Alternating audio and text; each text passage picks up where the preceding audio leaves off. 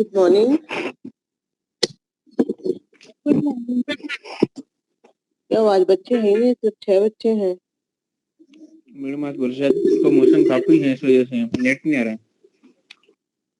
अच्छा बच्चों में आज शिल्पा मैम नहीं लेगी क्लास और स्नेहा मैम भी नहीं ले पाई क्लास। और आगे मैं एक बात करना चाह रही थी कि हम अपनी एलएलबी की क्लासेस जो फर्स्ट ईयर की है आज के बाद बंद कर दें फॉर टाइम बीइंग, क्योंकि जब हमारा शुरू होगा, जब आपके एग्जाम पास होंगे या जब सेशन खुलेगा, कुछ कुछ कोर्स बचा है तो हम उसके बाद शुरू कर सकते हैं, क्योंकि सब में एक एक आध आधी यूनिट बची होगी। The reason behind it is that कि सब कोई ना कोई चीज से सफर कर रहा है। जैसे I am also suffering from corona. Shilpa madam के हस्बैंड है जो कोरोना से सफर है। भाविक पानेरी सर के फादर की कल डेथ हो गई। पंकज सर के फादर और ब्रदर दोनों हॉस्पिटल में एडमिट है। So we all are suffering from somehow. तो मुझे लगता है वैसे भी हमारे यहाँ समर वेकेशन डिक्लेयर हो चुका है और आपके एग्जाम का कोई इतना पता नहीं कब होगा। जब भी एग्जाम होगा उससे पहले हम आपका कोर्स जरूर करवा देंगे। तो आई थिंक कि हम भी समर वेकेशन डिक्लेयर कर दे एज इन अदर कॉलेजेस जैसे डिक्लेयर हो चुका है। इफ यू से फील लाइक आज मैं गार्जियनशिप करा देती हूँ। मेरा शायद एक ही टॉपिक बचेगा, प्रीएम्पशन। आपको आवाज आ रही है? बिल्कुल मैम आ रही है। यस मैम, बिल्कुल। तो समझ में आई थिंक हम लोग कुछ टाइम के लिए क्लास पोस्टपोन करते हैं up to the 15th of the June. 15 जून तक, ताकि सब सेटल हो जाए। ठीक है, ओके मैम। चलो आज हम गार्जियनशिप कर लेते हैं। मेरा एक ही टॉपिक बचेगा, दैट इज प्रीएम्पशन। वो थोड़ा कम आता है पर थोड़ा टिकलिश टॉपिक है और हम बाद में करेंगे। Today we will going to do the guardianship. You must have done this topic in Hindu law also. Anyway बच्चे बाकी बहुत ओनली 13 आर देयर, सो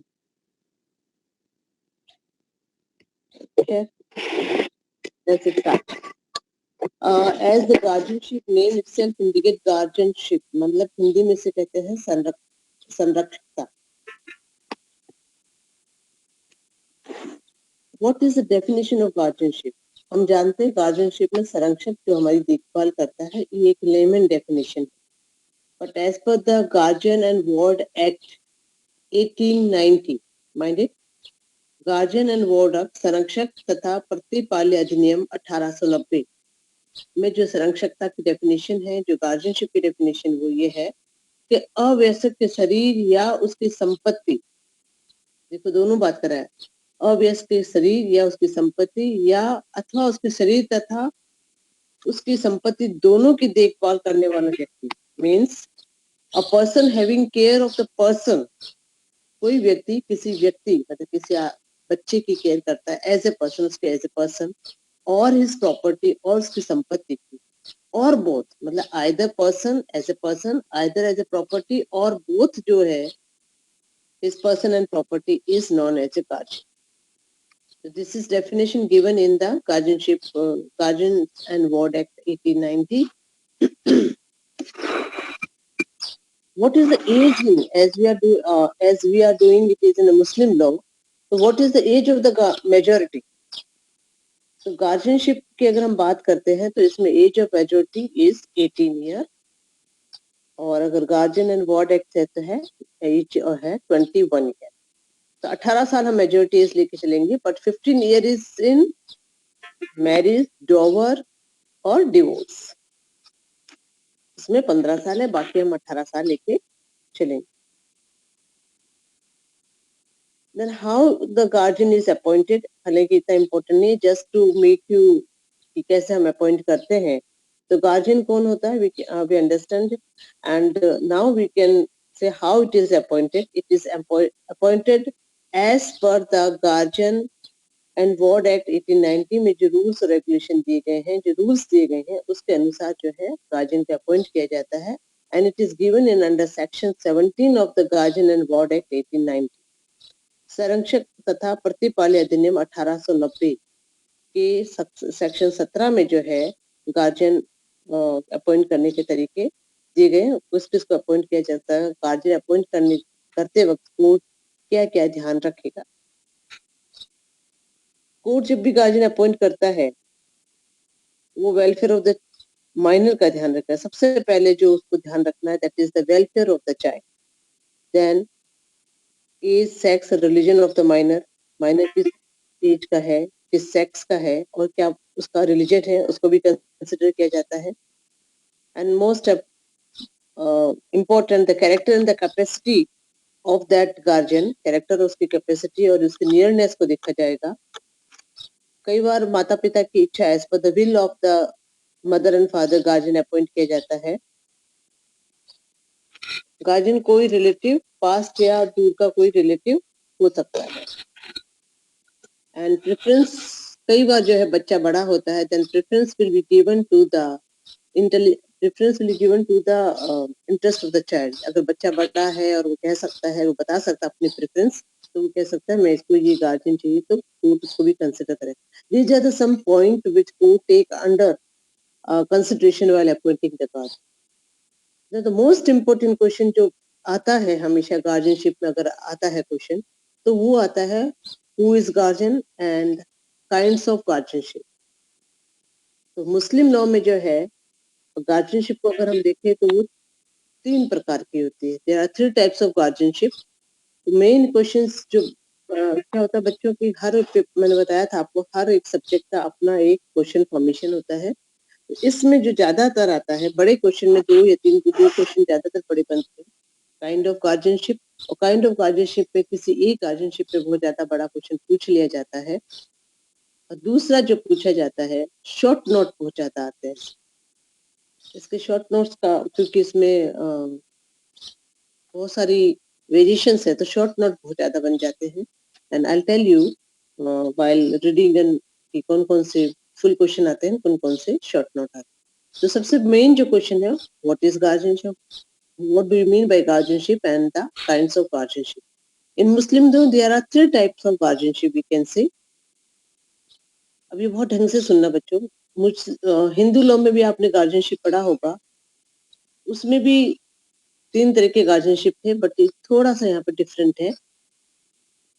मुस्लिम में जो गार्जियनशिप है वो है, फर्स्ट गार्जियनशिप है गार्जियनशिप ऑफ पर्सन, मतलब उस बच्चे के शरीर पे, उस बच्चे के ऊपर गार्जियनशिप, और वी कैन से कस्टडी। ठीक है, पर मुस्लिम में इसको एक नाम दे रखा है, दैट इज हिजानत, HIZANAT, हिजानत। हिजानत शरीर की संरक्षकता, मतलब गार्जियनशिप ऑफ ए पर्सन, और वी कैन से हिजानत। इस पे कई बार, बहुत बार क्वेश्चन आता है। It is one of the most important topic जो पूछा जाता है as a short note, as a question, as a big question. Second जो गार्जियनशिप है वो that is guardianship of property, and third is guardianship of marriage, जो आपने marriage में पढ़ा होगा। We will discuss it in this term. Then first question जो हम डिस्कस करेंगे that is guardianship of person और हिजानत, मतलब शरीर की संरक्षकता या हिजानत। मीन्स व्हाट के इट, ये कहता है custody for rearing up of child, बच्चे के लालन पालन, बच्चे के पालन पोषण के लिए जो अभिरक्षा दी जाती है उसको हिजानत कहते हैं। टेक्निकली जो है कस्टडी जो बच्चे की है, मतलब उसके शरीर की बात की जा रही है, जो बच्चा छोटा है उसकी कस्टडी की बात की जा रही है। तो कस्टडी जो बच्चे को दी जाती है, और custody of a child is known as in Muslim as a हिजानत। अब कस्टडी में किसको होता है, इसमें रूल है कि संरक्षकता जो इस तरीके की कस्टडी जो हिजानत है वो सबसे पहले मदर के पास, देन अदर फीमेल रिलेटिव के पास होती है। First mother, second other female relatives, third male relatives. 3 जो है इसमें मेन होते हैं। तो 3 तरीके की कस्टडी, मतलब कस्टडी जो बच्चों को 3 लोगों में दी जा सकती है। 3 एक इसकी हायरार्की है, पहले मदर के पास होती है, then it goes to the relatives of the other female relatives, and then it goes to the male relative. अब हम एक एक करके पढ़ते। मदर, You got it ना कि custody दी जाती है पहले mother, फिर then relative of the female relative, and the third is male relative. Now we are going to discuss one by one. First is mother. Mother has a right of this body or custody of a child. अब यहाँ पे थोड़ा difference है. Sunni laws में है कि अगर बच्चा 7 साल तक का है, लड़का, अगर लड़का 7 साल तक का है और लड़की जब तक की प्यूबर्टी एज नहीं आ गई है बच्ची की और वो अनमेरिड, लड़का 7 साल तक का है, लड़की जो है प्यूबर्टी एज नहीं आई है, उसने प्यूबर्टी एज तक नहीं आई है, मीन्स वो 15 साल तक नहीं हुई है, एंड और वी कैन से दोनों, आइदर या तो वो 15 साल की नहीं हुई या वो अनमेरिड है, तो सुन्नी लॉ के अंदर ऐसे बच्चों की कस्टडी मदर के पास है. Up to the 7 year of for a boy and puberty is or unmarried girl, puberty remain with the mother up in the under Sunni law. And the Shia law 2 साल का लड़का और 7 साल की लड़की, अगर लड़का 2 साल तक का है तो उसकी जो कस्टडी है मदर के पास रहेगी, और 7 साल की लड़की है, जब तक लड़की 7 साल की नहीं हो जाती तब तक उसकी कस्टडी जो है मदर के पास है. तो ये शिया और सुन्नी में दोनों है.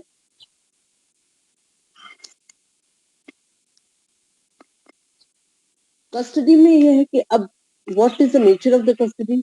हमेशा जो बच्चे की कस्टडी है ऑलवेज, चाहे वो फादर ने कुछ एग्जीक्यूटर नियुक्त भी कर दिया तो भी इस एज तक के बच्चों की कस्टडी मदर के पास ही रहेगी. Then there is a case, ये बहुत इंपॉर्टेंट केस है इसके अंदर, और इसके मुस्लिम लॉ में कई जगह आता है. इमाम बंदी वर्सेस मुस्तदी. इमाम बंदी वर्सेस मुत्सदी.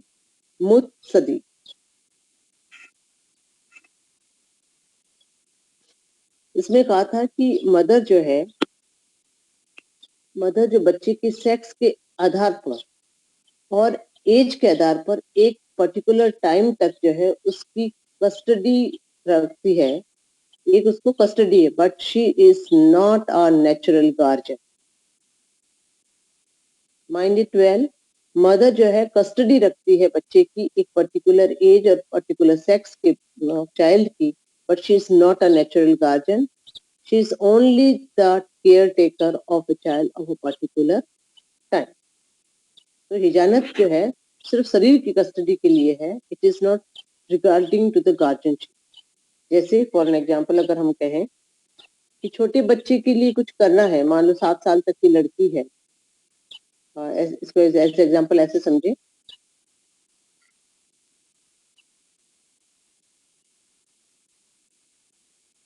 कि लड़की 7 साल की है, 7 साल के बाद मतलब वो माइनर है लड़की, प्यूबर्टी एज प्राप्त नहीं की है, एंड उसकी जो आफ्टर, क्योंकि प्यूबर्टी एज तक लड़की सुन्नी में रह सकती है मदर के पास, और मदर ने जो है उसकी माइनर में शादी कर, तो क्या ये शादी वैलिड होगी? नहीं, क्योंकि mother is not a legal guardian, she is only the custodian of that child. तो ये ध्यान रखना कि मदर सिर्फ कस्टडी रखती है पर्टिकुलर एज तक. अच्छा, अब नेचुरल गार्जियन चाहे फादर होता है, फादर कितना भी नेचुरल गार्जियन हो, पर पर्टिकुलर एज 7 साल 2 साल जो मैंने एज बताई है, इस वक्त कस्टडी मदर की रहेगी. एक केस और है, इम्तियाज बानो वर्सेस मसूद अहमद जाफरी. इम्तियाज बानो वर्सेस मसूद अहमद जाफरी. इसमें मदर फादर जो होते हैं उनके तलाक हो जाता है और उनके छोटे बच्चे होते हैं जो 5 और 3 साल तक का. तो फादर कहता है क्योंकि मदर डिवोर्स ले चुकी है, इसलिए कस्टडी जो है बच्चे मुझे मेरे पास दे जाए, तो कोर्ट ने कहा नहीं, एज पर मुस्लिम लोग अब तो तलाक जो मदर फादर में हुआ है, तलाक होने के बाद भी जो मदर है, बच्चों की मदर अभी भी है, इसलिए 5 और 3 साल के बच्चों की कस्टडी मदर के पास रहेगी. तो कस्टडी मदर के पास रहेगी, but she is not a natural guardian. ये आगे मैं और अच्छे से बताऊंगी जब नेचुरल गार्जियन की बात करेंगे, बट अभी तो गॉट इट. हिजानत आ गया समझ में? Yes, ma'am.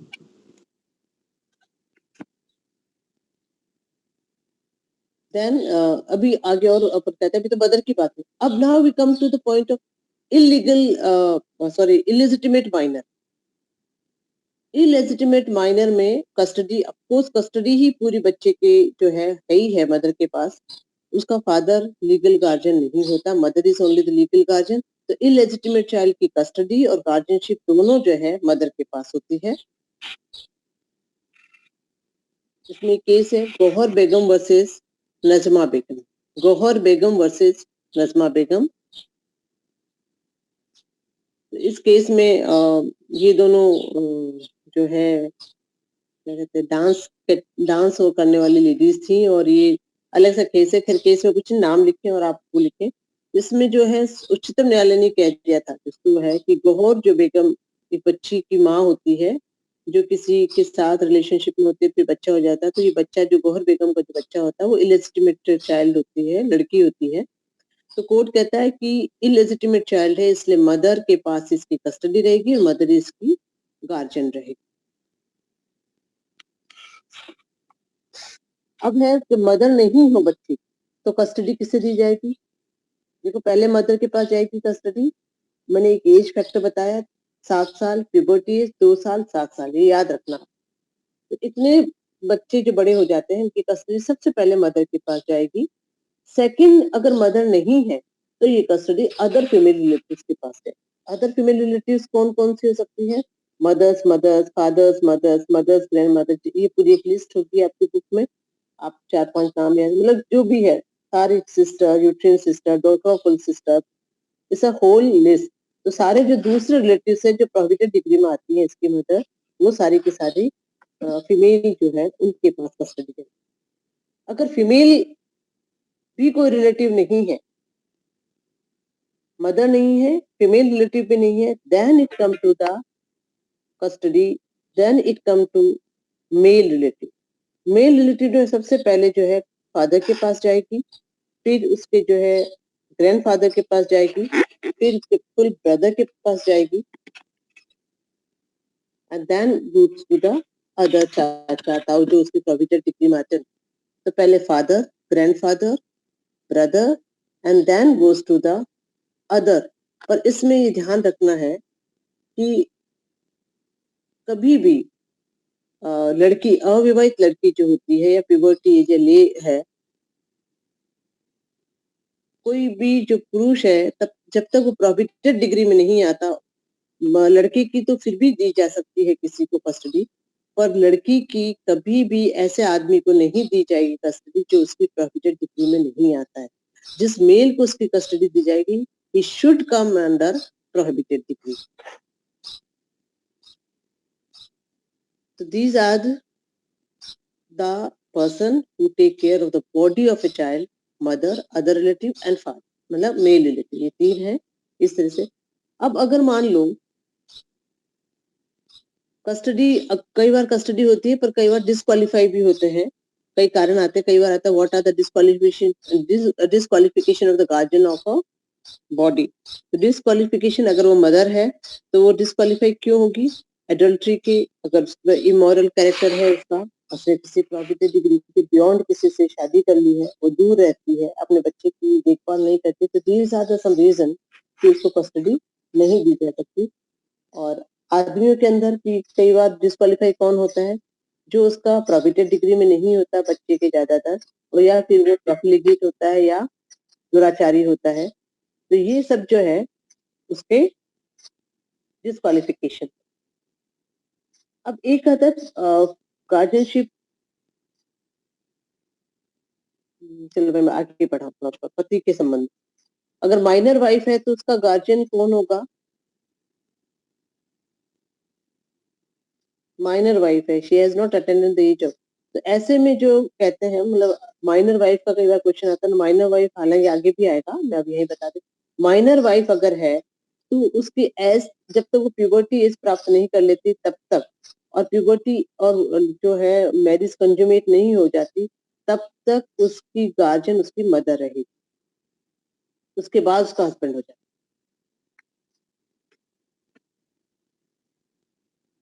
Then how the guardianship ended? Disqualification अलग चीज है, मैंने बता दिया था डिस्क्वालिफिकेशन, द कैरेक्टर, एडल्ट्री और वो सब। नाउ द गार्जियनशिप एंड कैसे होती है? The death of the guardian, by the retirement of the guardian, court अगर डिस्क्वालीफाई कर दे, माइनर मेजर हो जाए, तो these are the some reason to disqualify. In the guardianship जो हिजानत आप पढ़ेंगे, मैं सिनॉप्सिस बता देती हूँ इसमें है कि हिजानत किसे कहते हैं, शिया और सुन्नी में हिजानत के क्या रोल होते हैं, कौन कौन हिजानत जो है कर सकता है, mother, other female relative, male relative, then what are the qualification, what are the disqualification, क्या क्या disqualification and how it is handled. This is whole question आपका कवर होता है इस पॉइंट पे, ऐसे पॉइंट्स बांट के लिखेंगे शॉर्ट नोट में भी और लॉन्ग क्वेश्चन। जब लॉन्ग क्वेश्चन आए तब आप केसेस को भी डिस्क्राइब करें, तो it will become your full question. I hope you I made it clear. Yes, ma'am. जितने ऐसे नहीं डल डल सी आवाज क्यों आ रही है? कोरोना तो मुझे हुआ है, you are all suffering from something else क्या? मैम आपको कोरोना हुआ है, ये सुन के फिर आवाज दब गई है हमारी भी। अरे नहीं नहीं, कोई नहीं, अब तो आज हो गया है मुझे हफ्ता, मैं रिकवर कर रही हूँ काफी। क्या आपकी रिपोर्ट नेगेटिव आ गई क्या बच्चा? नहीं नहीं, अभी तो मैं क्वारंटाइन पीरियड में हूँ। अच्छा मैम, फिर भी आप पढ़ा रहे हो, देखो आपका जज्बा स्टूडेंट के लिए। मैंने जो पिछली मंडे को लिया था ना, हाँ मैम, पिछली मंडे को मेरे को था, इसलिए मैंने ट्यूसडे को क्लास नहीं ली, मंडे को ली, तो मेरा एग्जर्शन हो गया था। वैसे कॉन्ट्रैक्ट पढ़ाया था आपने? आपको शायद पता ही नहीं कौन है फर्सी कॉन्ट्रैक्ट। मैं कॉन्ट्रैक्ट नहीं पढ़ा रही, मैं मुस्लिम लोग पढ़ा रही। अच्छा मैम। हम्म। आज शिल्पा मैडम, मैंने कहा ना, शिल्पा मैडम के हस्बैंड भी कोरोना पॉजिटिव है, जो वो मैं तभी तो बता रही थी स्टार्टिंग में कि हम अब जो है आज के बाद मैं क्लासेस में, स्टार्टिंग में एब्सेंट था, फिर बीच से है। तो मैं ये बता रही थी कि क्लासेस अब मैं 15 जून तक ऑफ करूंगी, बिकॉज कि सबके कोई ना कोई प्रॉब्लम है। मैं बात करती हूँ, ध्यान रखना। ठीक है ना? तो आप ये सोच ले कि आज के बाद में LLB फर्स्ट ईयर की क्लासेस ही हो रही है, वो नहीं होंगी अप टू द 15 जून, क्योंकि अभी आपके वैसे भी एग्जाम बहुत दूर है, पता ही जी नहीं है मैम। कब होगी। तो एग्जाम होने से 15-20 दिन पहले हम आपका रिवीजन करवा देंगे सब, ठीक है? जी मैम। तो कोर्स भी कंप्लीट कर। तो मैम देन सेकंड जो हम, हाँ बेटा, कोई भी क्लास नहीं होगी इसका मतलब मैम?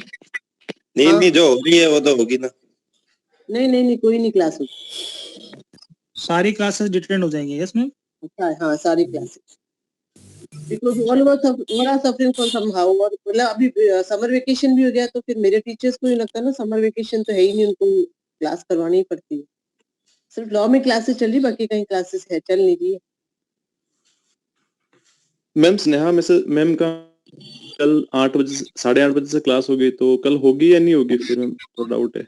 वो मैं बताती हूँ, वो मैं आपको मैसेज करवा दूंगी, भूपेंद्र सर मैसेज कर देंगे। वो मैंने कहा ना, मैंने सबका देखा, जैसे स्नेहा मैम भी कहीं ना कहीं बिजी है, तो उनके घर में भी शी हैज सम प्रॉब्लम, तभी तो मैं आज मैसेज का देखा, शिल्पा मैडम ने मना कर दिया, फिर मैं आई, तो इसलिए मुझे लगा कहीं ना कहीं है, तो हम एक बार है ना थोड़े दिन के लिए रुक जाते हैं। जी मैम। ऑलमोस्ट कोर्स हो चुका है सब। यस हाँ मैम, इन्वायरमेंटल वाला तो पूरा भी हो गया, भूपेंद्र सर वाला हो गया, सबका हो गया, और कुछ बाकी बचा है, तो हम, मैंने कहा ना, जब भी एग्जाम आएंगे उससे 15 दिन पहले तक हम सारा रिवीजन करवा देंगे आपका, और सारा कोर्स भी कंप्लीट कर। मुस्लिम लॉ में सिर्फ एक प्रीएम्पशन बचा है, जो इतना इम्पोर्टेंट भी नहीं है, और फिर भी टेक्निकल है, वो बता देंगे। मैम एक रिक्वेस्ट था, कॉन्स्टिट्यूशन के लिए दीपक सर के लिए नहीं, दीपक सर का नहीं हो सकता क्या मैम क्लास? नहीं, दीपक सर का नहीं हो सकता, वो गेस्ट फैकल्टी है। क्यों, क्या हुआ? नहीं मैम, उसका एक्चुअली हम लोग का काफी बचा हुआ है, तो थोड़ा सर के स्पीड में करा देते हैं, तो अभी अब जब गैप हो रहा है, देन नेक्स्ट जब स्टार्ट हो तो उसके लिए बस रिक्वेस्ट था। आपका कॉन्स्टिट्यूशन बहुत अच्छे से करवाएंगे, नीड टू वरी। जब हमारा गैप होने के बाद में जब अपन आएंगे ना, तो मैं जी मैम। कॉन्स्टिट्यूशन करवा के अच्छे टीचर्स से करवा देंगे। मैं आनंद सर से रिक्वेस्ट, आनंद सर बहुत अच्छा पढ़ाते हैं constitution, I will request him and he will cover your constitution with in 15 days. Okay ma'am.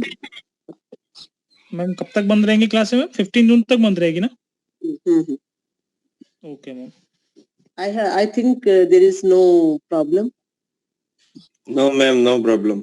हम भी थोड़ा एंजॉय कर लेंगे इसी बहाने। एंजॉय बाहर मत निकलना बच्चा, एंजॉय का टाइम नहीं है। चलो, तो नेक्स्ट जो है गार्जियनशिप ऑफ प्रॉपर्टी। हमने पहले पढ़ा था गार्जियनशिप ऑफ पर्सन, मतलब शरीर की संरक्षकता। अब हम पढ़ रहे हैं guardianship of property. Guardianship of property, अब यहाँ पे 3 तरह के गार्जियन होते हैं। यहाँ पे और ध्यान रखना, देखो ओवरऑल 3 तरह के गार्जियन होते हैं। पहले पर्सन का हमने पढ़ लिया, अब हम सेकंड पढ़ रहे हैं गार्जियनशिप ऑफ प्रॉपर्टी, और यहाँ पे भी 3 तरीके के गार्जियन होते हैं। Legal guardian, guardian appointed by the court, and D facto guardian. ये बहुत इंपॉर्टेंट क्वेश्चन है, इसमें बड़ा क्वेश्चन बनता है इसका खुद का गार्जियनशिप ऑफ प्रॉपर्टी का। और de facto, legal guardian, guardian appointed by court, इनके शॉर्ट नोट भी आते हैं, तो बस आप समझना ढंग से। तो पहला है legal guardian, guardian of the property. एक नाम से समझ में आ रहा है कि जो माइनर है, जो बच्चा है, उसकी प्रॉपर्टी का जो संरक्षक होता है, उसकी जो संपत्ति है उसका संरक्षक कौन होगा, वो जो है लीगल गार्जियन का, वो जो है वो गार्जियन ऑफ प्रॉपर्टी है। And there are 3 types of such guardian. पहला गार्जियन है लीगल गार्जियन, सेकंड गार्जियन है guardian appointed by the court, and third is de facto guardian, यानी वस्तुतः संरक्षक। एक एक करके हम पढ़ते हैं। लीगल गार्जियन जो होता है विधिक संरक्षक कहते हैं, या नेचुरल गार्जियन कहते हैं। जैसे मैंने अभी आपको बताया था, नेचुरल गार्जियन होता है फादर, ऑलवेज फादर। ये एक दिमाग में बिठा लो, मुस्लिम लॉ में नेचुरल गार्जियन ऑलवेज फादर होता है। जब भी लीगल गार्जियन की बात आएगी, नेचुरल गार्जियन की बात आएगी, पहला जो है वो फादर। हिंदू लॉ में, do you know Hindu law में क्या है? मदर, सेकंड तो मदर ही। 5 इयर्स तक मदर रहती है, देन फादर हो जाते हैं। नहीं, फिर बात बता, मैं वही कह रही हूँ, फादर नहीं, वो मदर कस्टडी रहती है, मदर के पास कस्टडी। वही मैं बात बता रही हूँ आपको, फिर समझ में नहीं आया। 5 साल तक जो बच्चा है उसकी कस्टडी की जो बात हो रही है वो मदर की होती है। नेचुरल गार्जियन फादर होता है।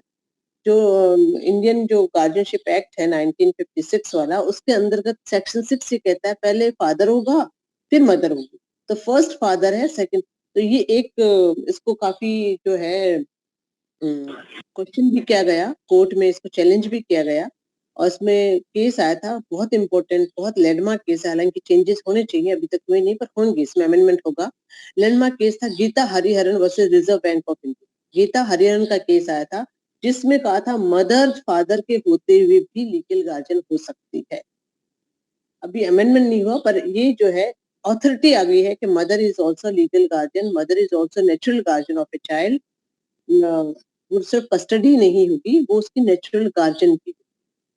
पर बच्चा ये लॉ नहीं है, अभी सिर्फ ये एक केस के द्वारा डिसाइडेड है, ठीक है। खैर, वो हिंदू लॉ की बात है। मुस्लिम लॉ में अभी तक ऐसा कुछ नहीं है। इसमें सिंपल ये है कि लीगल गार्जियन, कस्टडी भले ही बच्चे की जो है मदर के पास हो 7 साल तक, 2 साल तक, अनमेरिड लड़की की, but natural guardian, legal guardian हमेशा फादर होता है। तो जो इसके क्रम, अब हमेशा इसमें एक हायरार्की चलती है, तो पहला का पहला जो लीगल गार्जियन कौन होगा? फादर। बहुत इंपॉर्टेंट, ध्यान रखना है इसमें। सेकंड कौन आएगा? आप सब लोग सोचोगे मदर आएगी, नहीं, मदर नहीं आएगी। पहला फादर है, देन जो है executor appointed by the father will. Father ने अगर विल के द्वारा किसी को अपॉइंट किया है तो वो होगा, नहीं तो फिर फादर्स फादर आएंगे। मतलब पहले पिता है और पिता नहीं है, फादर नहीं है, तो फादर ने अगर विल के द्वारा किसी को अपॉइंट किया है तो वो होगा, नहीं फिर अगर विल के द्वारा अपॉइंट किया तब तो वो पर्सन हो जाएगा, और विल के द्वारा अपॉइंट नहीं किया है तो फादर्स फादर आएंगे, यानी दादा होगा। और फिर चौथा जो है, दादा जिसको अपॉइंट करेगा वो आएगा। ये इसकी जो है हायरार्की होती है।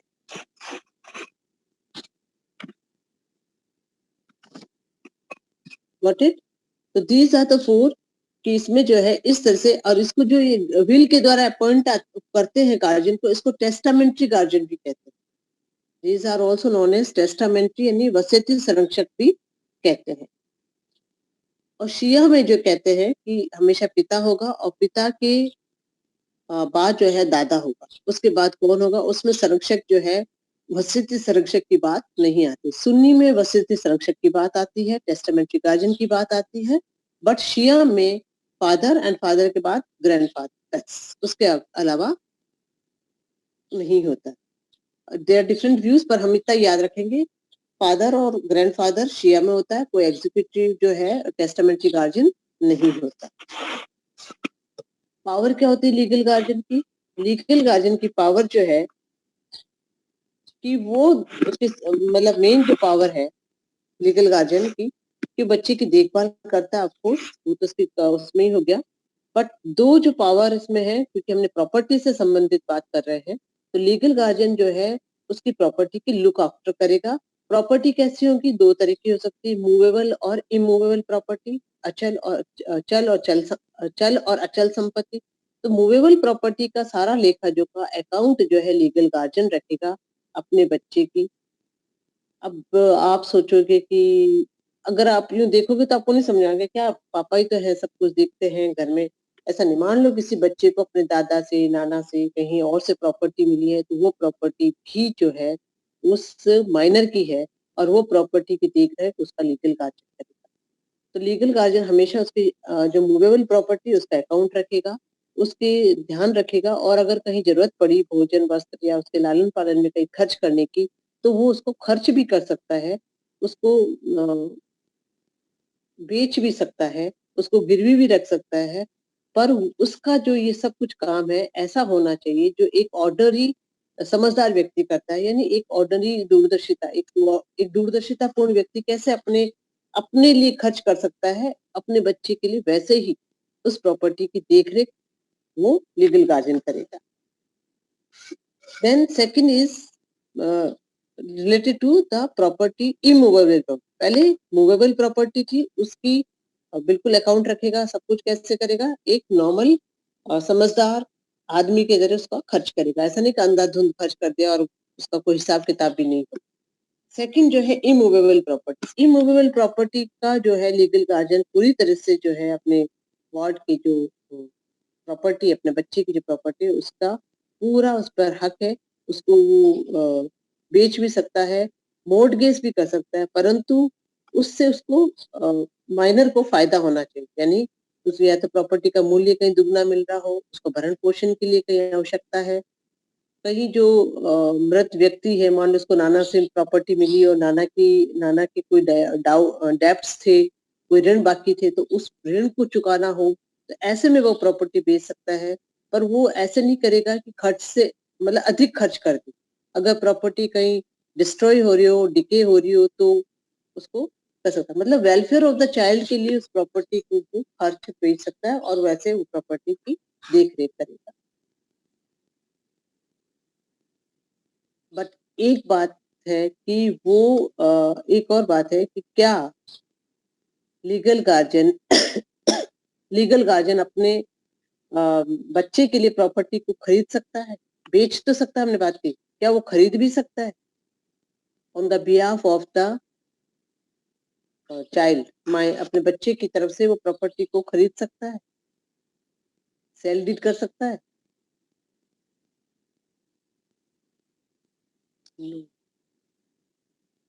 Hello, no idea ma'am. No idea, खरीद नहीं मैम सकता आई बच्चा। थिंक अगर वो सेल कर सकता है तो खरीद भी सकता है। नहीं, सेल वो इसलिए कर रहा है कि उसको मेंटेनेंस के लिए जरूरी है। खरीद वो सेल डीड इसलिए नहीं कर सकता, माइनर की तरफ से कॉन्ट्रैक्ट वो नहीं कर सकता, माइनर कभी कॉन्ट्रैक्ट नहीं कर सकता। तो इसमें है कि वो किसी भी प्रॉपर्टी के लिए क्रय नहीं कर सकता, वो सिर्फ उसकी प्रॉपर्टी को लुक आफ्टर करेगा, उसकी प्रॉपर्टी के लिए कोई खरीदेगा नहीं। ठीक है, बस कोर्ट ने ये कह रखा है वो बेच सकता है for the welfare of the child, बाकी वो खरीद नहीं सकता। वो बेच भी और लीज पे भी तभी रख सकता है जब उसका बच्चे के मेंटेनेंस और वेलफेयर की जरूरत हो। तो ये माइंडेड ट्वेल्व कर लें कि वो बेच सकता है, पर बच्चे के नाम से या बच्चे की तरफ से नहीं खरीद सकता। ऐसा कोई भी कॉन्ट्रैक्ट जो बच्चे की तरफ से वो खरीदता हो, सेल डीड करता हो, तो वो वॉइड एब इनिशियो होता है, शुरू से ही वॉइड होता है। ठीक है, देन तो ये हो गया लीगल गार्जियन। लीगल गार्जियन एक हायरार्की बता दी आपको, सिंपल कौन होते हैं लीगल गार्जियन? प्रॉपर्टी संबंधित होते हैं, और मूवेबल और इमूवेबल प्रॉपर्टी से उनके क्या पावर्स होती है। This is all about the legal guardian. Then third is the guardian appointed by the court. अब गार्जियन कब अपॉइंट होते हैं? जब बच्चे के मदर फादर नहीं हो। मैंने आपको सेक्शन 17 की बात बताई थी स्टार्टिंग में कि गार्जियन कैसे अपॉइंट होता है। वेलफेयर, मान लो मदर फादर नहीं है, कोई फादर ने विल भी नहीं करी, कोई उसके रिश्तेदार नहीं है, या दूर के रिश्तेदार हैं जो एकदम से गार्जियन नहीं बन सकते, तो ऐसे में जो है कोर्ट जो है बच्चे का गार्जियन अपॉइंट करेगा और वेलफेयर ऑफ द चाइल्ड सबसे पहले देखा जाएगा as per section 17 of the guardian and ward act 1890 जो है 1890 के तहत उसका उसके गार्जियन को अपॉइंट किया जाएगा और सारे जो सेक्स, क्रीड, रिलीजन देखा जाएगा बच्चे का पैरामाउंट इंटरेस्ट देखा जाएगा। अगर बच्चा समझदार है और वो बता सकता है तो उसकी इंटेलिजेंस को भी प्रेफरेंस दी जाएगी और उसके अनुसार जो है गार्जियन को अपॉइंट किया जाएगा। अब गार्जियन जो अपॉइंट किया जाता है कोर्ट का, तो उसको क्या क्या पावर, तो यहाँ पे भी प्रॉपर्टी से संबंधित बातें कर रहे हैं हम लोग। प्रॉपर्टी से तो सिंपल पहली बात है movable property as per section 27 as per section 27 of the guardian and ward act 1890 कि वो उसकी जो मूवेबल प्रॉपर्टी के साथ वैसे ही बिहेव करेगा जैसे एक समझदार व्यक्ति करता है। जहाँ जरूरत होगी उसकी प्रॉपर्टी को वो उसके मेंटेनेंस के लिए खर्च कर सकता है, उसको मोर्टगेज कर सकता है, एक्सचेंज कर सकता है। बट ये तो हो गया उसका मूवेबल प्रॉपर्टी। अब मान लो इमूवेबल प्रॉपर्टी है और गार्जियन अपॉइंटेड बाय कोर्ट है। देखो वहां तो लीगल गार्जियन था तो मतलब उसका फादर था और वो उसके रिलेटिव थे। यहाँ पे ये अपॉइंटेड बाय कोर्ट है, तो जो भी काम ये करेंगे, जो गार्जियन जो अपॉइंटेड बाय कोर्ट होता है, वो अगर प्रॉपर्टी से डीलिंग करेगा किसी भी तरीके से कोई डील होगी, खर्च करता है, मॉर्टगेज लीज करता है, तो he should take permission from the court. Prior permission of court is necessary. तो लीगल गार्जियन को जरूरत नहीं है because he is natural guardian, he is legal guardian. But court से जो अपॉइंटेड गार्जियन है उसको कोई भी काम करने से पहले कोर्ट को जस्टिफिकेशन देना होगा उसकी प्रॉपर्टी के साथ डील करते हुए। तो जो मूवेबल प्रॉपर्टी है वो एक ऑर्डिनरी पर्सन की तरह उसके मेंटेनेंस के लिए, बच्चे के मेंटेनेंस, रहने खर्चा जो उसके पढ़ाई पे, उसके खाने पे, रहने पे जो खर्चा है उसके हिसाब से खर्च कर सकता है। इमूवेबल प्रॉपर्टी को वो बेच नहीं सकता बट वो मॉर्टगेज कर सकता है। अगर वो बेचना भी चाहता है तो उसको बच्चे का इंटरेस्ट बताना होगा और वो अब लीज पे भी दे सकता है। बट एक बात ध्यान रखना, वो 5 साल से ज्यादा, एक टाइम में 5 साल से ज्यादा प्रॉपर्टी को लीज पे नहीं दे सकता। और बच्चा अगर मेजोरिटी एज प्राप्त करने वाला हो तो 1 साल से अधिक जो है लीज पर नहीं दे सकता। जैसे फॉर एग्जाम्पल, मैं इसको एक एग्जाम्पल के द्वारा समझाती हूँ कि एक व्यक्ति जो नेचुरल गार्जियन एक व्यक्ति जो कोर्ट के द्वारा गार्जियन अपॉइंट किया गया है बच्चे का, वो 6 साल के लिए उसकी प्रॉपर्टी को लीज पे दे देता है और वो बच्चा जो 17 साल का हो गया है और उसकी प्रॉपर्टी को वो 3 साल के लिए, दूसरी वाली प्रॉपर्टी को 3 साल के लिए लीज पे दे देता है। तो ऐसे में क्योंकि पहले जो है प्रॉपर्टी 6 साल के लिए दी गई थी तो वो प्रॉपर्टी इनवैलिड होगी, वो लीज पे नहीं दे सकता है क्योंकि 5 साल से ज्यादा लीज पे प्रॉपर्टी नहीं दी जा सकती। दूसरा बच्चा 17 साल का हो गया है और उसकी प्रॉपर्टी अब 3 साल के लिए दी गई, नहीं, अब उसकी प्रॉपर्टी 1 साल से ज्यादा लीज पे दी नहीं जा सकती क्योंकि 18 का होने के बाद वो खुद मेजर हो जाएगा। तो ये ध्यान रखना कि वो लीज या मॉर्टगेज जो भी करे, लीज जो प्रॉपर्टी है वो 5 साल मैक्सिमम 5 ईयर तक दिया जा सकता है और अगर उसकी एज आने वाली है तो 1 साल से ज्यादा, वो 17-18 के आसपास है तो 1 साल से ज्यादा नहीं देगा। ठीक है,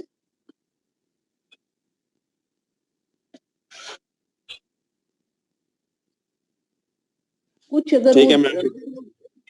अगर वो मान लो बेचता है, करता है, बाद में लीज पे देता है, मॉर्टगेज करता है, तो बाद में माइनर जो है उसको रेटिफिकेशन द्वारा सही या गलत कर सकता है। अब how can we remove this? Again appointed by the guardian, जो कोर्ट के द्वारा अपॉइंट होता है, वो कैसे अपॉइंट होता है? Appointment of the guardian, then उसकी प्रॉपर्टी की कैसे डील होती है, एंड देन गार्जियन को रिमूव कैसे किया जाता है। अगर ये 3 क्वेश्चन इसमें आते हैं, guardian appointed by the court में 3 हेड में पढ़ेंगे, appointment, then power and then remove. ये 3 हेड हैं, तो इस पे फुल क्वेश्चन भी आता है, शॉर्ट नोट भी आता है, पर हेड आप ये 3 लिखेंगे। तो इसको रिमूव कैसे किया जा सकता है, क्यों रिमूव किया जा सकता है? अगर वो कोर्ट के द्वारा अपॉइंटेड है तो कोर्ट उसको रिमूव कर सकता है। अगर उसके बच्चे की प्रॉपर्टी का वो अब्यूज करता है, उसका ट्रस्ट जो है ब्रीच करता है, वो अपने ड्यूटीज को नहीं फॉलो कर पाता है, अपने ड्यूटीज जो बच्चे की प्रैक्टिस को फॉलो नहीं कर पाता, वो बच्चे के साथ इल ट्रीटमेंट करता है, उसको नेग्लेक्ट करता है, उसके साथ दुर्व्यवहार करता है, और वो कई बार कोर्ट के डायरेक्शन अगर उसको जब जब दिए जाते हैं और वो कोर्ट के डायरेक्शन को जो है डिसओबे करता है, उसका डिसरिगार्ड करता है, और वो मान लो किसी पनिशमेंट में या किसी क्राइम के लिए उसको इम्प्रिजमेंट हो जाता है, कन्विक्शन हो जाता है, तो ऐसे में भी उसको हटा दिया जाता है। अगर वो बच्चे के एडवर्स इंटरेस्ट में काम करता है तो भी उसको हटा दिया जाता है, और वो जो है गार्जियन तो बन गया पर बच्चे के पास रहता नहीं, उसके जुडिक्शन में नहीं रहता, बाहर बाहर जाता रहता है, तो ऐसे गार्जियन को भी कोर्ट हटा देता है। और गार्जियन अगर बैंक करप्ट हो गया है तो ऐसे को भी कोर्ट उसको है रिमूव कर सकता है। तो these are the some points जहाँ पे गार्जियनशिप जो है गार्जियन को रिमूव किया जा सकता है। अब सबसे इम्पोर्टेंट जो आता है, दो हमने पढ़ लिए प्रॉपर्टी से संबंधित, तीन मैंने बताए थे, legal guardian, then second guardian appointed by the court, and now third जो है guardian, that is de facto guardian, यानी वस्तुतः या वास्तविक गार्जियन। आप दो शब्द सुनेंगे अपन कोर्ट जब लॉ की बात करते हैं तो हमेशा होता है डी जूरे और डी फैक्टो। डी जूरे होता है लीगल गार्जियन को हम डी जूरे भी कहते हैं, जो लीगल है वो डी जूरे होता है, और ऐसे ही जो हो जाता है अपने आप से जो हो जाता है उसको डी फैक्टो कहते हैं, बाय चांस। तो डी फैक्टो गार्जियन, अब ये आप इधर उधर देखोगे तो बहुत ज्यादा होगा, बट डी फैक्टो गार्जियन ये कहते हैं कि अगर हम इसका शाब्दिक अर्थ करें तो हम इसे कहते हैं वॉलंटरली, जो अपने स्वेच्छा पूर्वक जो अपना चार्ज ले लेता है बच्चे का। जैसे फादर है, फादर की डेथ हो गई, फादर ने अपॉइंट नहीं किया है किसी को भी गार्जियन, तो नेचुरल गार्जियन तो कौन होगा? दादा होना चाहिए। पर मान लो बच्चा माँ के पास रहता है, माँ इसको रखती है, माँ सब कुछ करी, तो वो डी फैक्टो गार्जियन, उसकी देख रेख, उसका सब कुछ, बड़ा होने के बाद भी, वो 7 साल प्यूबर्टी एज को क्रॉस करने के बाद भी जो बच्चा है अपनी मदर के पास रह रहा है, तो ये डी फैक्टो गार्जियन। मान लो मदर फादर दोनों की डेथ हो जाती है तो बच्चा कई बार ननिहाल में पलता है, तो मामा मामी, मामा मौसी, नाना, वो जो उसका जो है केयर टेकर हो जाते हैं, उसको ध्यान रखने लग जाता है, तो ये डी फैक्टो गार्जियन अपने आप से होता है। आप समझेंगे तो समझ आ जाएगा कि डी फैक्टो गार्जियन जो नेचुरली जो अपने वॉलंटरली उसका चार्ज ले लेता है, he is not appointed by the court and he is not qualified by the law also, ना तो उसको विधि परमिशन देती है ना कोर्ट उसको देता है, पर वो बच्चे के वेलफेयर के लिए खुद से ही उसका जो है स्वेच्छापूर्वक गार्जियनशिप या कस्टडी उसकी ले लेता है। वस्तुतः गार्जियन में ज्यादातर मदर, ब्रदर, अंकल जो है, डी फैक्टो गार्जियन में चाचा, ताऊ, ये जो भी बच्चे के जो रिश्तेदार होते हैं वो डी फैक्टो गार्जियन में आते हैं। तो this is the de facto guardian. Then de facto guardian की पावर्स क्या क्या होती है? अगेन क्योंकि हम प्रॉपर्टी का पढ़ रहे हैं बच्चे, देखो मैंने 3 से बताया था आपको, हम पहले गार्जियनशिप पढ़ा था हमने बच्चे के पर्सन का, जो कस्टडी से, जिसे हिजानत कहते हैं। दूसरा जो हमने गार्जियनशिप पढ़ा था प्रॉपर्टी से, जो हम अभी पढ़ रहे हैं। उस प्रॉपर्टी में भी 3 तरीके के गार्जियन होते हैं, legal guardian and legal guardian, then guardian appointed by the court, and third जो है ये डी फैक्टो गार्जियन। तो अब यहाँ पे जो प्रॉपर्टी से डी फैक्टो गार्जियन में वही प्रॉपर्टी, चल संपत्ति, अगर पहली बात है मूवेबल प्रॉपर्टी में इसका वही पावर है जो लीगल गार्जियन के थे, जो पावर इसके मूवेबल प्रॉपर्टी में जो गार्जियन अपॉइंटेड बाय कोर्ट के थे। तो ये भी जो है प्रॉपर्टी को एक नॉर्मल प्रूडेंट मैन की तरह बच्चे के खर्चे के लिए, बच्चे के वेलफेयर के लिए, उसके पढ़ाई लिखाई के लिए, उसके मेंटेनेंस के लिए कैसे खर्च किया जाए, उस हिसाब से वो जो है एक साधारण समझदार व्यक्ति की तरह कैसे खर्च करते हैं वो बच्चे पे खर्च कर सकता है उसकी समझदारी के अनुसार। Then second is immovable property. अब यहाँ ये बहुत इम्पोर्टेंट है कि इमूवेबल प्रॉपर्टी में डी फैक्टो गार्जियन किसी भी तरह का कोई ट्रांजेक्शन नहीं कर सकता।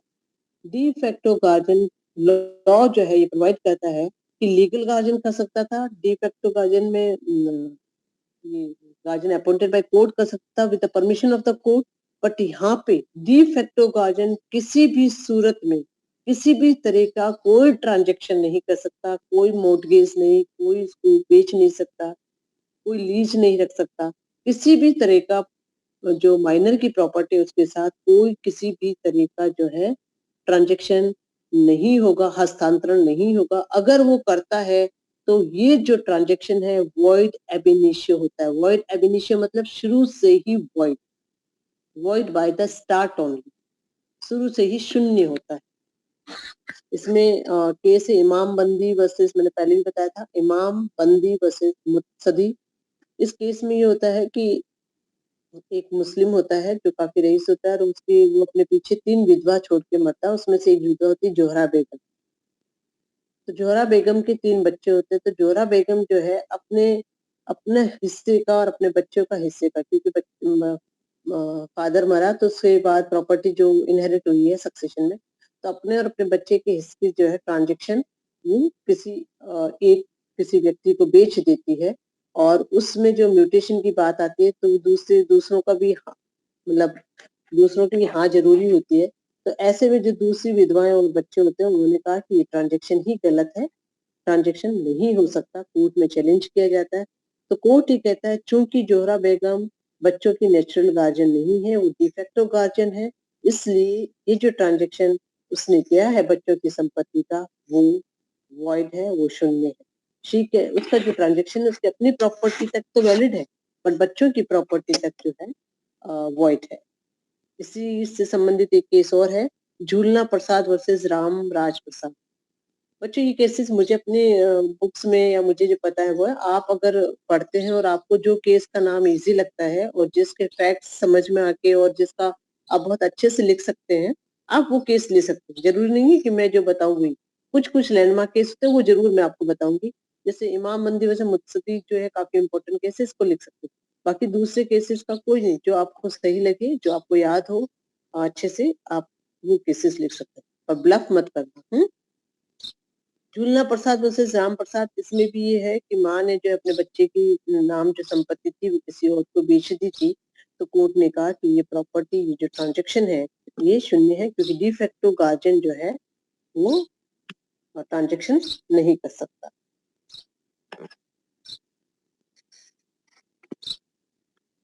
अब मान लो मदर ने या किसी ने क्या मान लो डिफेक्टो गार्जियन ने कोई ट्रांजैक्शन कर दिया, कोर्ट में चैलेंज नहीं किया है, तो क्या माइनर बड़ा होकर उसको असाइड कर सकता है? वो ट्रांजैक्शन असाइड नहीं कर सकता, क्योंकि वो ट्रांजैक्शन था ही नहीं, शुरू से ही वो ट्रांजैक्शन शून्य था। तो उस ट्रांजैक्शन का कोई इफेक्ट नहीं होगा, वो बाद में है कि उसको कैसे क्या होगा, वो कोर्ट की decision.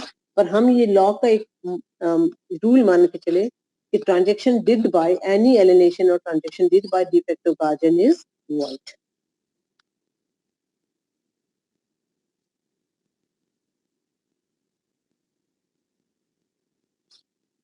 Then this is what we can, और इसमें है कि कौन सी disqualification. Then we come to the disqualification कि डिफेक्टो गार्जियन की डिस्क्वालिफिकेशन क्या होती है, वो क्या क्या नहीं कर सकता। डिस्क्वालिफिकेशन कैसे होता है, वो क्या क्या नहीं कर सकता। तो मतलब वो सिर्फ लुक आफ्टर करता है। ये मान लो डिफेक्टो गार्जियन सिर्फ बच्चे की लुक आफ्टर करता है, उसकी जो मूवेबल प्रॉपर्टी है उसको यूज कर सकता है, बाकी इमूवेबल प्रॉपर्टी को यूज नहीं करता। और वो बच्चों की तरफ से किसी भी तरीके का कोई भी डिसीजन नहीं ले सकता। वो कोई भी डिस्प्यूट जो बच्चों से रिलेटेड है उसको कोई भी आर्बिट्रेशन में रेफर नहीं कर सकता। वो बच्चे को को हेयर, मान लो बच्चा कहीं पे को हेयर है और कंसेंट बच्चे की चाहिए होती है, तो वो बच्चे की तरफ से कंसेंट भी नहीं दे सकता। वो कहीं पे भी पार्टनरशिप बच्चे की तरफ से अरेंज नहीं कर सकता। वो फैमिली अरेंजमेंट में बच्चे की तरफ से हाँ नहीं कर सकता। वो डीड पार्टीशन में बच्चे की तरफ से हाँ नहीं कर सकता। मतलब he is only the custodian, you can say, only look after the उसकी जो बॉडी है उसको लुक आफ्टर करता है, उसके लालन पालन में ध्यान देगा, बस ओनली होता उसके अपब्रिंगिंग में ध्यान है। बाकी उसकी प्रॉपर्टी से डिफेक्टो गार्जियन कभी भी रिलेट या डील नहीं करेगा, बिकॉज ही इज नॉट, उसको जो है डिफेक्टो गार्जियन ना तो लॉ परमिट करता है ना कोर्ट परमिट करता है। बट क्योंकि सामाजिक ताना बाना ऐसा है कि डिफेक्टो गार्जियन बहुत हद तक होता है। तो दीज आर द प्रॉपर्टी से रिलेटेड गार्जियन हो गए। अब तीसरा गार्जियनशिप आपने पढ़ी है, that is guardianship related to marriage. पढ़ी है ना? क्या कहते हैं उसको? गार्जियनशिप पर्सन से होती है, वो कहलाती है जानत, then property, and third guardianship for marriage. Guardianship for marriage, विवाह के लिए संरक्षकता, क्या बोलते हैं उसको? Any name? मैरिज में पढ़ा होगा ना, जब ऑप्शन ऑफ प्यूबर्टी खयार गुल्लक पढ़ा था तब।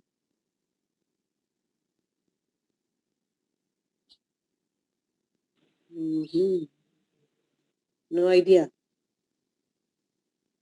जो गार्जियनशिप मैरिज में होती है उसे कहते हैं जबर, JABR, जबर। जब माइनर बच्चा माइनर होता है और उसकी शादी की जाए, minor means he is not below 7 साल से बिलो की शादी मुस्लिम में वॉइड होती है। हमने 3 पढ़े थे, सागिर, शरीरी और गुलक।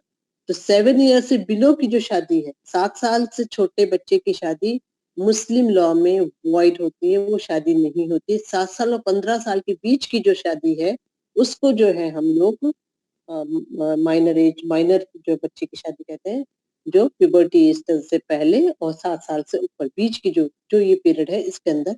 तो ये शादी बच्चा खुद नहीं करता, इसके लिए उसके पेरेंट्स जो है वो शादी करते हैं, पेरेंट्स अलाउ करते हैं शादी के लिए। तो पेरेंट्स में जो करते हैं तो वो कौन से होते हैं पेरेंट्स? कौन दे सकता है शादी में? सबसे पहले जो है, ऐसे जो पेरेंट्स शादी के लिए हाँ करते हैं, ऐसे पेरेंट्स को जबर कहते हैं। Guardianship marriage is known as जबर।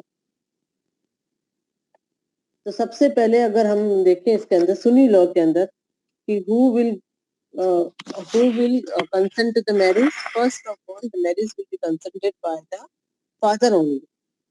पहले जो है फादर होगा, फादर नहीं है तो फादर्स फादर होगा, और फादर भी नहीं है तो मेल रिलेटिव होंगे, मेल रिलेटिव नहीं है then mother, and then mother's relative आएगी। ये एक हायरार्की आपने पढ़ी होगी। शादी के लिए जो संरक्षक है, पहले फादर, फिर फादर्स फादर, दादा, फिर फादर्स जो मेल रिलेटिव है वो, and then mother and mother's relative. और कोई नहीं होता है तो फिर वो स्टेट करता है। ये सुन्नी में है। शिया में जो है शादी जो है फादर करता है, और फादर नहीं होता तो फादर जो है दादा करता है। तो इसमें बहुत चलिए प्रॉब्लम मैं आपको देती हूँ कि बच्चे की फादर की डेथ हो जाती है, बच्चा माँ के साथ रहता है, और बच्चे के चाचा जिंदा होते हैं, और बच्चा मदर के साथ रहता है और नानी अपने ननियाल में रहता है। तो बच्चे जब छोटा है, बच्चा मतलब 12-1 साल का है, उसकी शादी उसकी माँ ने कर दी है।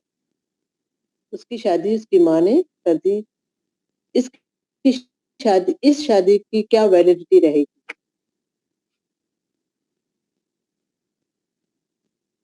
बोलो।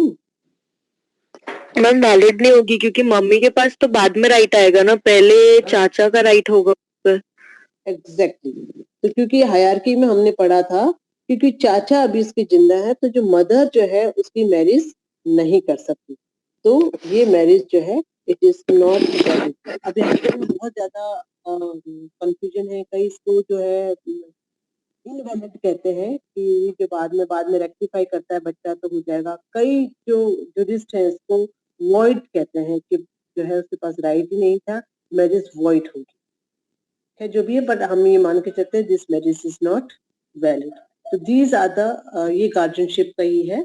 अब हमने इतना ही, this is all about the guardianship. I hope आ गया होगा समझ में। If you have any doubt you can ask me. No ma'am, no doubt. Ma'am वली कौन होता है? वली गार्जियन होता है, जो कि हम उसे वलीयत जो है गार्जियन को ही कहते हैं। Okay ma'am. वली इस, अच्छा नाम मैंने बताया नहीं, वली is known to the guardian also. जो गार्जियन वलीयत, जो इसको गार्जियनशिप कहते हैं, इसे मुस्लिम में वलीयत भी कहते हैं। तो वलीयत और वली जो है गार्जियन। Okay ma'am. तो आप सबके पास बुक्स हैं आपकी? हाँ मैम, मेरे पास है। तो आप अब जो है जो बुक्स हैं फर्स्ट ईयर के, तो बच्चों मैं आज आपकी क्लासेस होगी फ्रॉम कल हो सकता है स्नेहा मैम ले ले, चलो कल की, और ताकि वो भी आपको बता सके, उसके बाद में क्लासेस ऑफ कर, ठीक है। तो ये आपने सारे जितने भी अपने, हाँ आज बच्चे आ गए 30-35 से ज्यादा तो वैसे भी नहीं आते।